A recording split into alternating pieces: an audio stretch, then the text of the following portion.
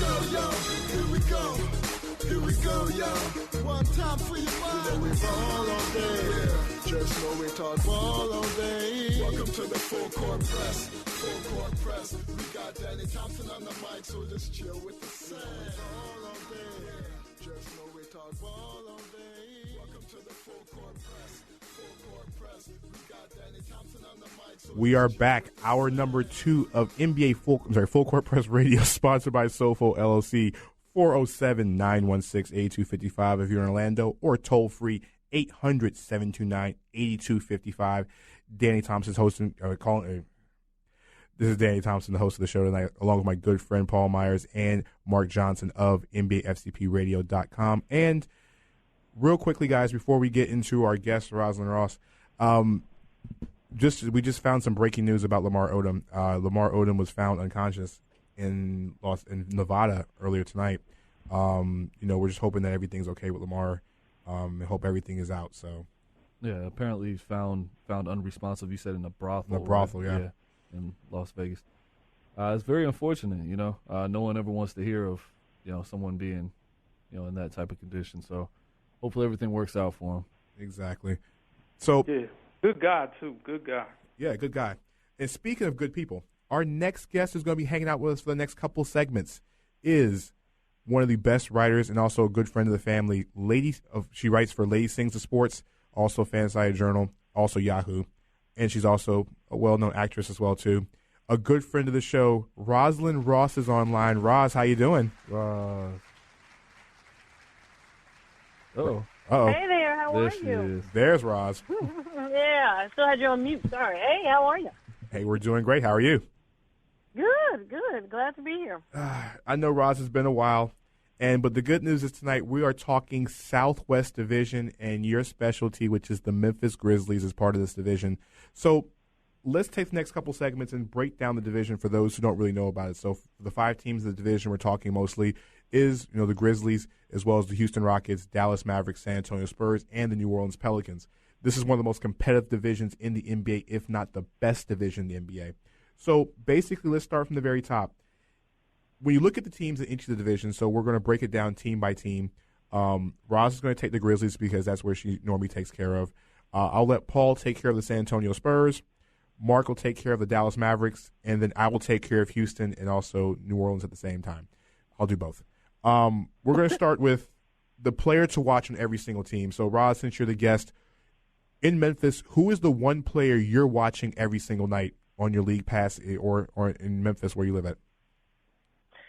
Yeah, this one's kind of tough for me. It was a toss-up between first I'd say Tony Allen, right, because you saw how important Tony is.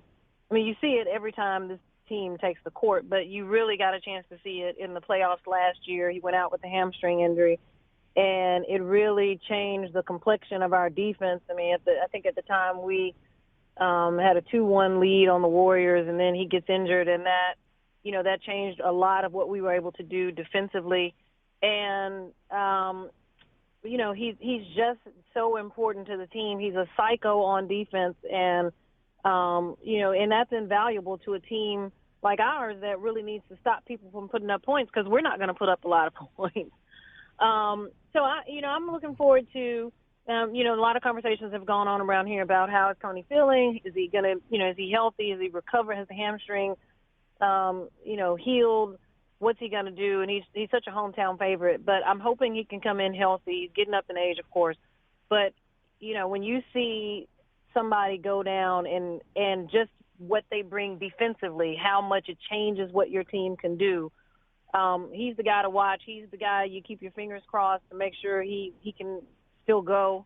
And he's one of the guys I'm going to be watching. Certainly I'm going to be watching Mike Conley as well. Conley played lights out last year, and then he got injured and didn't make the All-Star team. Wasn't 100% in the playoffs either. So both of those guys were just really, really important to what the Grizzlies need to do. So I'm looking forward to seeing I guess Conley is my honorable mention here. But I'm really looking forward to seeing, what kind of ferocity he plays with this year. he downplayed not getting named an All-Star, but I get the sense, and I think most people around here get the sense that really stung him a little bit. So coming back from an injury, coming back from a series where we lost to the eventual world champions, I'm looking forward to seeing what kind of fire he comes back with as well. Yeah, I agree with the Conley thing. It's also a contract year, so I think that's another one. You know, the player for me to watch in Memphis, especially when New York is in town? Matt Barnes. Yeah. I need to see round 2. No, Matt was my other guy, but I was like, I'm probably being petty if I put him on. Well, no, I need to see round 2. But Mark, your thoughts on the Dallas Mavericks? Who's the guy you're watching in Dallas?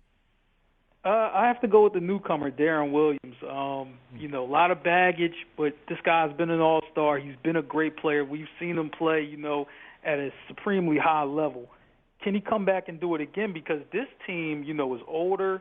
They're a little bit older with the veterans. The young guys are very young and just kind of getting their feet wet in the NBA. He's really going to have to be a leader on this team, and he's going to have to get back to all-star form if this team just wants to have a chance to make the playoffs in the Loaded Western Conference. So I'm watching for Darren Williams. I think that's a good call, along with how Wes comes back from his injury. Paul? Yeah, for me, San Antonio. San Antonio. I mean, gosh, I hate that mine is so easy. I mean, aren't we all watching for LaMarcus Aldridge? Is anybody on this, anybody in this panel not watching to see how LaMarcus Aldridge does in this system? I'm watching Boris Diaw. Come on, man. What are you watching? Eat a sandwich? Is that what you're watching? It's not a sandwich competition. Hey, you know what? We're talking basketball, man. We're watching LaMarcus Aldridge. And by the way, out of these teams, the only team that I can't use the nickname for is New Orleans. I can call the rest of these. Oh man, you see the Mavericks play? Did you see the Rockets play? Did you see New Orleans play? I cannot call them the Pelicans. I still can't do it. Speaking of the Pelicans and the Houston Rockets, the guy I'm watching for in Houston is easily Ty Lawson. Oh yeah. The reason being is that they re-signed Pat Beverly, but I want to see how Ty Lawson can readjust himself. After being in a bad situation all these years, and he has a lot to prove. And honestly, I want to see how him and James Harden work together, because basically Harden has to have the ball in his hands, and so does Ty Lawson. I wonder if Lawson's outside shot is improved enough to warrant him being a wide open shooter in that offense. I also think that if he is the player he was in Denver, it does create space for James Harden in the respect that he's going to drive to the basket, which is going to lead to some open space for Harden on the perimeter. So, and in actually New Orleans, since we're talking about the Pelicans, since Paul can't say Pelicans, for the Pelicans, the guy I think everybody should watch this year should be Jrue Holiday. Holiday has not really been healthy, and honestly, if Jrue Holiday is healthy and playing at the level he was before he was traded from Philadelphia when he was an All-Star, can you imagine how good the Pelicans really would be? Please stop saying it. I know, it's hard. Fly, Pelican, fly. But it's hard. It's hard to realize how good the Pelicans will be because Holiday has never been healthy. The same thing with Eric Gordon. Gordon's finally been healthy, but if you get Jrue Holiday healthy and playing back at an all-star level, it's just only going to make Anthony Davis more dangerous. I mean, Tyreek Evans, the way he played, in his absence, I think that really helped Tyreek and the rest of the team trust him. So exactly. So I think those are the two guys you should watch on those two teams, and so that's my thoughts on it. Okay. So what we're going to do now is, like I said, since we have an odd number, we have 4 people in the panel of 5 divisions, we're going to give the next person 2 teams. So, Paul, you're going to take the Spurs, and you're also going to take the Pelicans on the next question. New Orleans. Mm-hmm. All right, so let's talk about some strengths and weaknesses, I guess, of each of these teams. Now, obviously the weakness for New Orleans is their nickname because I think it's one of the worst in all of sports. Well, I guess I'll leave them alone for the rest of the segment, but excuse me, the strength and weakness. Are we just doing strengths? We'll do both of them real quick. Real quick. Strengths and weaknesses of New Orleans. Obviously, their strength is going to be in the post. Anything through Anthony Davis is going to be their strength. And I also feel like with a healthy Jrue Holiday, their starting 5 is their strength. Now, where I question is their bench.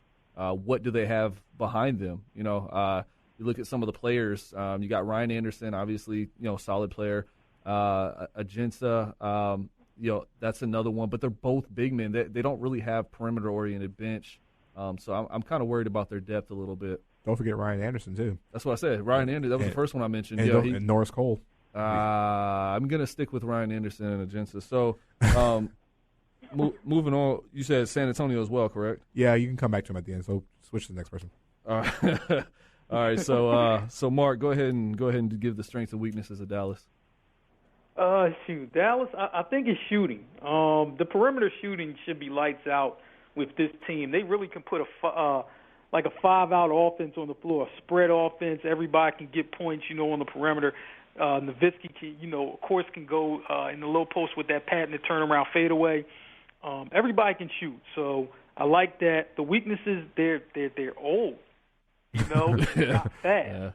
Yeah, they're old and they're not fast. And the young guys, I just don't think are ready really to contribute. I mean, I love Justin Anderson coming out the draft, and Dwight Powell, Jeremy Evans, coming over from Utah. I like him too, but they're too young. You know what I'm saying? And Wesley Matthews, he's coming off of ACL. We don't know what he's going to bring. So I'm just a lot of question marks just with the rest of the team. But the shooting should be great. Yeah.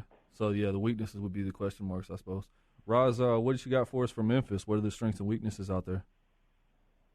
Well, I mean, strengths, we're definitely going to grind you into the ground, and we're built to – we're built to counter one of our biggest weaknesses, which is the fact that we don't score a lot of points. Right. So, and fortunately we've been, assembled in that way. But, so our defense is really awesome. I think Mike Conley's coming into his own.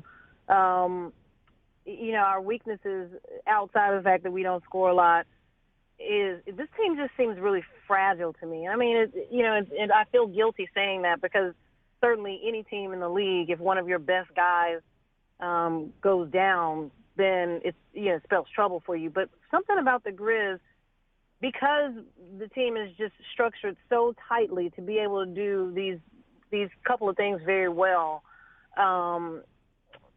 One guy goes down and it's pretty much over. Even if it's a span of games, 6 or 7, maybe 8 games, we're in a lot of trouble. So I definitely worry about our depth because what comes behind our starting 5 just isn't equipped the same to play the same style of basketball.